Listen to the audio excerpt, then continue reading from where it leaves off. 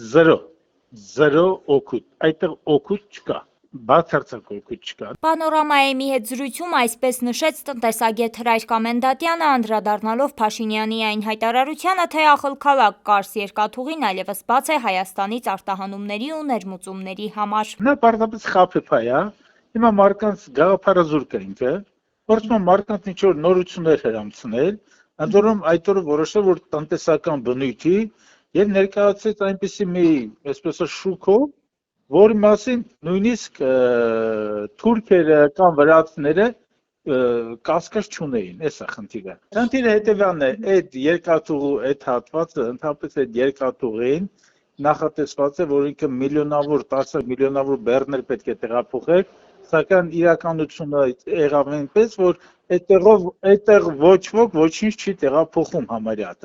Այդ երկաթուղին ինքը եկամտաբեր չի, շահութով չի աշխատում, վնասով է աշխատում, հիմա պատկերացրեք մի բան։ Փորձագետը պարզաբանում է, որ նշված երկաթուղու այդ հատվածը նախատեսված էր տասնյակ միլիոնավոր տոննաներով բեռներ տեղափոխելու համար, սակայն իրականությունն այն է, որ այնտեղով այսօր գրեթե ոչ ոք ոչինչ չի տեղափոխում, երկաթուղին եկամտաբեր չէ ու աշխատում է վնասով, որպես օրինակ Կամենդատյանը բերեց հենց տեղի ախալքալաքի բնակիչներին։ Այդ ախալքալաքի բնակիչները, ովքեր պանիր, տասնյակ տոննաներով, չէ, ինչու այդ երկաթուղուց չեն օգտվում, գիտեք։ Որտեւ այդ երկաթուղին շատ թանկ է, նախ ծառայությունների սակագները շատ բարձր են, երկրորդ այդ ապրանքը ուր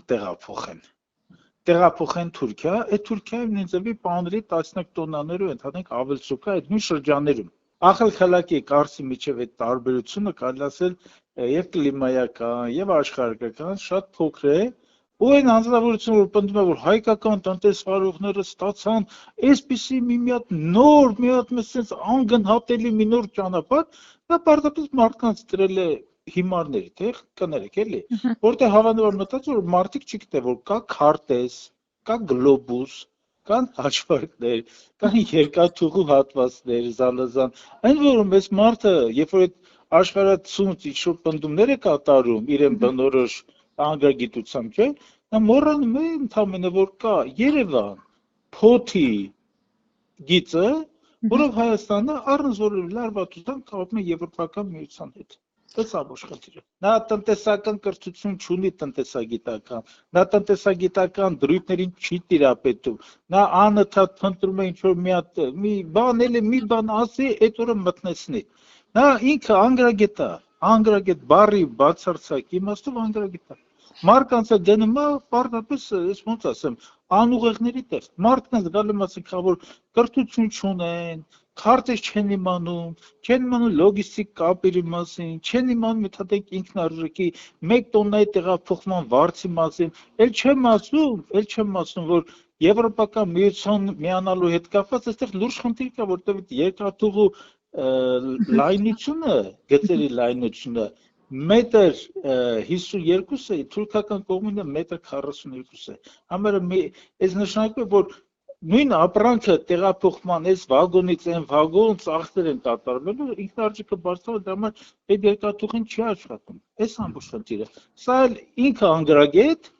եւ խաբեբա։ Հիմա սա փորձում է մարդկանց խաբել անգրագիտությամբ։ Հայկական տնտեսվարողներին ով է սպասում իրենց ապրանքներով ընդհանրենք Եվրոպական միությունում։ Ոչ ոք։ Նույն մի օրինակ բերեմ, թարմ օրինակ բերեմ։ Ադրբեջանցիները էլի որոշակի խնդիրներ ունեն ռուսների հետ, այդ պտուղ բանջարեղենների տեղափոխել, լոլիկով փորձել են ինչ-որ Եվրոպական միություն արտահանում իրականացնեն, ամբողջ արտահանված այդ ապրանքը փչացել է։ Չեն ընդունում։ Պարզապես չեն ընդունում։ Այդտեղ ստանդարտները եւ ֆիտոսանիտարական նորմերի պահպանումը բավական բարձր է,